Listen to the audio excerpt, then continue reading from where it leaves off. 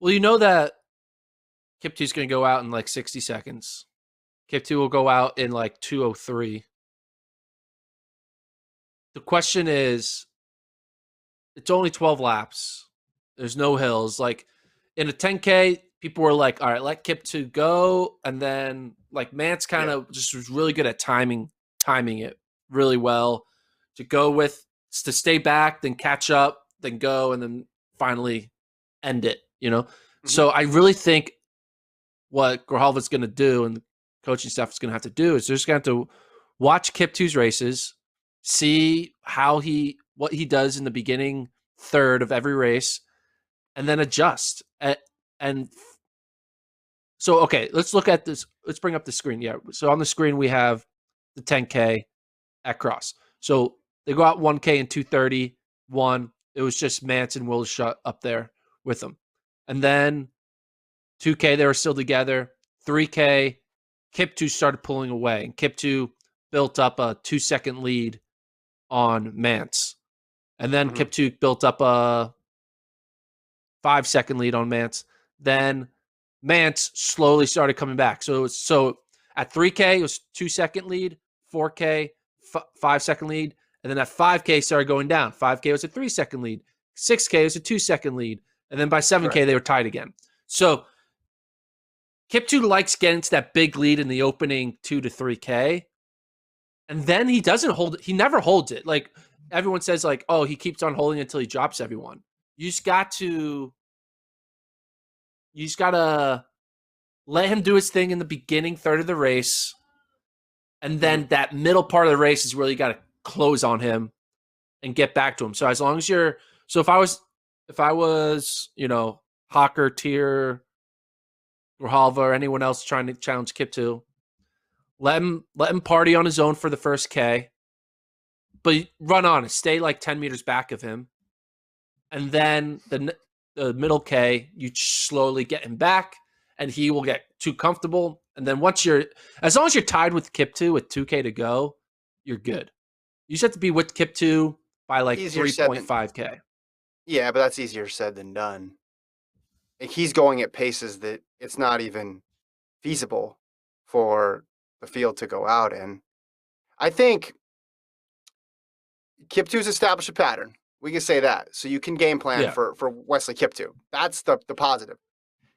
The negative to it is I think it's going to cause people they're going to have to think during this race. They're really going to have to come up with a strategy. It can't just be one of those things, well, I'll see how it goes. And it's going to end up, oh, yeah, we're all together with 1K to go. And then it's a mad dash for home. Like Grijalva, I think you're right, would have to actually look at where, and Tier as well, too. And then you're going to have to make a decision at some point in the race. When he goes out in 60, which I think he's going to go out in, or 61, and he's going to go out in whatever 204 through the 800. There's no reasonable person running that race would say, okay, I got to stick with him. I'm going to run with him. So that decision is largely made for you. Where you do need to make a decision is later on in the race, when to go, and it behooves Grijalva, Hawker, if he runs it, Tier, and whoever else is in that group to work together to try to bridge that gap. The problem is, I don't know if anybody's going to want to be basically rabbiting that second group, which could allow the Kiptoo point, like we talked about yesterday, the day before on the show, to move back. So instead of the point in the race where the lead starts to shrink being at, let's say, 2,400, 2,800, maybe it's at 3,200 because there's just a little bit of hesitation from the pack. That's what I would be concerned about if I was on one of these other teams is, do you have enough people working together to start to go after him? Because it's a little bit different in the prelims, right? Because everybody's just trying to get that top 5. So everyone kind of panics a little bit to do it, and then before you know it, you have a group of people going for it like you did at the West prelims. But it's different in the championship where everybody's just gunning for that top spot. I just think there's so much data out there on Kiptoo now that I truly think that Tier, Klinger, Grijalva, Hawker are all going to know. They're not going to be shocked at what Kiptoo does. Like you saw in the indoor 5K, like Amon Kemboy was shocked at what Kiptoo does. I remember talking to Arkansas head coach, and he says, "Yeah, I screwed up because I should have known what Kiptoo was going to do, and it burnt out Kemboy, and he wasn't prepared to run an opening 1K that fast. Yeah. And I should have prepared my athlete to like let Kiptoo go and then get him later, you know? So I think all the athletes have now seen what Kiptoo does, and they know that like let him go. And he will come back. He is not a 13 flat 5K runner who can just hold it. He has shown that he doesn't hold it. So you just have to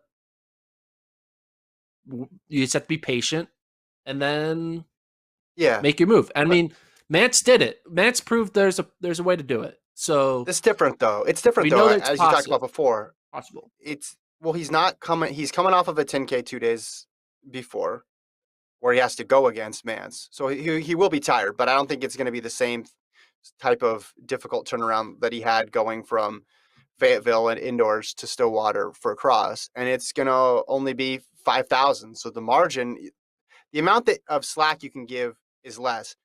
I want to know over under 60.5 for the first 400. What do you take it for a split?